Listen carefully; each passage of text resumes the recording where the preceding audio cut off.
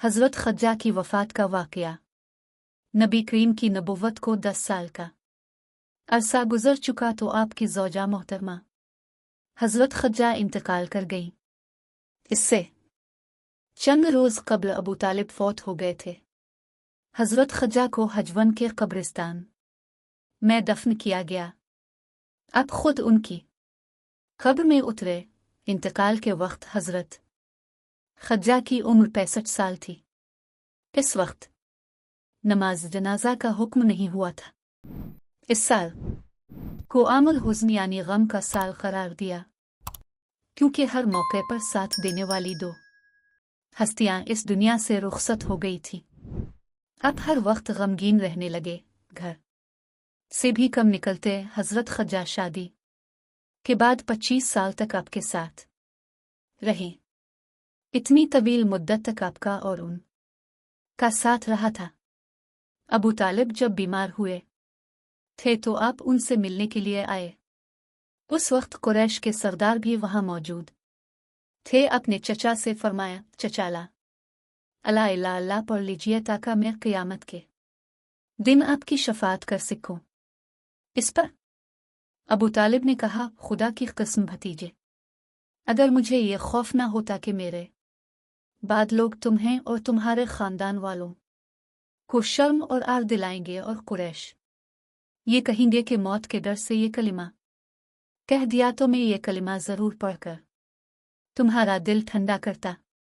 मैं जानता हूँ तुम्हारी ये कितनी ख्वाहिश है कि मैं कलिमा पढ़ लूँ, मगर मैं अपने बुजुर्गों के दीन पर मरना चाहता हूँ।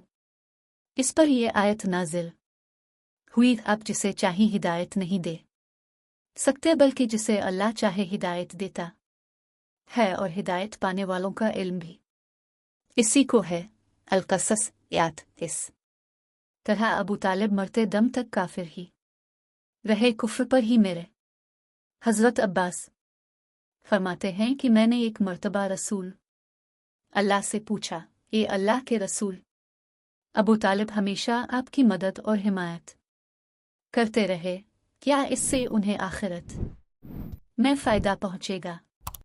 जवाब में आप ने इरशाद फरमाया, हाँ, मुझे उनकी क़यामत के दिन की हालत दिखाई गई है। मैंने उन्हें जहन्नम के ऊपर वाए हिस्से में पाया, वरना वो जहन्नम के निचले हिस्से में होते। बुखारी मुस्लिम। अबू तालिब के मरने के पर आपने फरमाया, खुदा की कसम, मैं इस वक्त तक आपके लिए मग़फ़िरत की दुआ करता रहूँगा जब तक कि मुझे अल्लाह ही इससे ना रोक दे। इस पर अल्लाह ताला ने यह आयत नाजिल फरमाए, पैगंबर को और दूसरे मुसलमानों को जायज़ नहीं कि मुश्रिकों के लिए मग़फ़िरत की दुआ मांगे, अगरचे वो रिश्तेदार ही क्यों ना हों। इस अमर के ज़ाहिर हो जाने के बाद ये लोग दोज़खी हैं। सूरत अल-तौबा आयत 113। इससे भी साबित हुआ कि अबू तालिब ईमान पे नहीं मेरे।